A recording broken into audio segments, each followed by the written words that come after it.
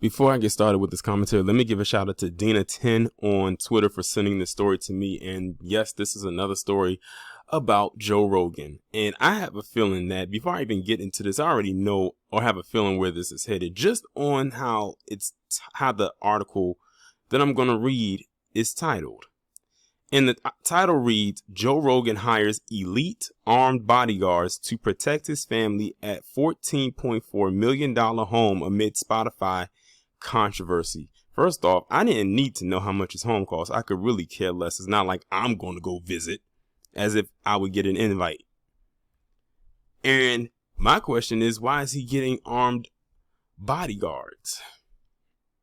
Who is he protecting himself from? Because let's be real here. Most of the people that was mad at Joe Rogan or said something about him was black folks, or the ones that called him out anyway. You might have some, liberal PC individuals in there, but they just hop on to anything that they could lash themselves to because a lot of them are bored out of their minds. But it was mainly black folks that was upset with him. So is he saying that black people are coming after him or something like that? I don't know. And like I said, I don't know where Joe Rogan lives. I really don't care. I don't think this article I'm going to read from will be smart, or should I say dumb enough to actually say where he lives. And someone just goes out there and tries something with him. But I'm going to go ahead and read this article that was posted on February 22nd, 2022 via The Sun, the U.S. Sun. Podcast superstar Joe Rogan has hired an elite armed security team to protect him and his family amid the bitter backlash against his show. The Sun can reveal that an armed guard is parked up outside the Spotify podcaster's $14.4 million 8-bed home in Austin, Texas, around the clock. So he lives in Austin. But that's a very wide range of, Austin, because I'm sure Austin is a fairly large city. Armed and dangerous guards are also said to be positioned inside the property, which is monitored by CCTV. It comes as Rogan's coverage of the COVID pandemic and the thing, and his use of the N-word on the Joe Rogan Experience sparked a fierce reaction from his critics. Now, you want to know what's so interesting? We never heard anything about Joe Rogan having armed security or bodyguards at his home when he was talking about COVID and the thing. It's not until he said that word that now he wants security there. I wonder why. So you're trying to say that you need protection before, but the minute that word gets exposed that you were saying it on numerous and multiple occasions, now you need armed security. Now I think, I definitely see now what direction this is headed in. It says, dad of two, Rogan, his wife Jessica, and their kids moved to their Austin home, where he also records his podcast nearly 2 years after leaving California. A source with knowledge of the matter told The Sun, Joe wants his family to be safe more than anything. There's sometimes a dozen people a day turning up at the property to take selfies or to drop things off of his letterbox. Obviously, any crazy could turn up and try anything. He got supporters as well as enemies, is fair to say. Having the security team there is preemptive just in case things take a turn for the worse. People come from all over the country just to visit his house. So it sounds like to me, people are aware of where he lives. They're taking pictures in front of his property. Of course, with the gates closed. It's pretty wild, and he doesn't want anything to ever get out of hand, especially now after the Woo It stuff. There are guys inside the house as well as the outside. He gets high-profile people there, too, who also need protection because it's where he records his show. It's just better to be safe than sorry. Rogan signed age 54, signed an exclusive deal with Spotify for his podcast said to be worth between $100 million to $200 million in May 2020. But he has come under some heavy fire recently for interviewing Woo It thing critic Dr. Robert Malone, one of the inventors of the mRNA technology. He also drew heat for his conversation with top cardiologist Dr. Peter McCullough, who claimed that the Woo It pandemic was planned. Following the two interviews, rock star Neil Young removed his music from Spotify after issuing an ultimatum for the platform to choose between him and Rogan.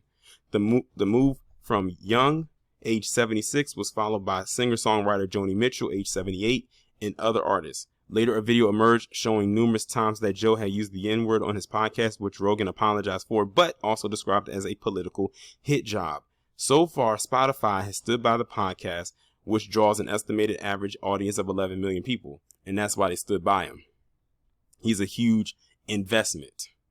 Rogan, who is also a stand-up comedian and UFC commentator, cited California's strict COVID lockdowns as being among the reasons he moved from LA to Austin during the pandemic. Pics obtained by The Sun show a vehicle that Rogan's security team was using to stand guard outside his property. A local source in his Austin neighborhood said there's a lot of rich and famous people nearby, including Sandra Bullock and Matthew McConaughey.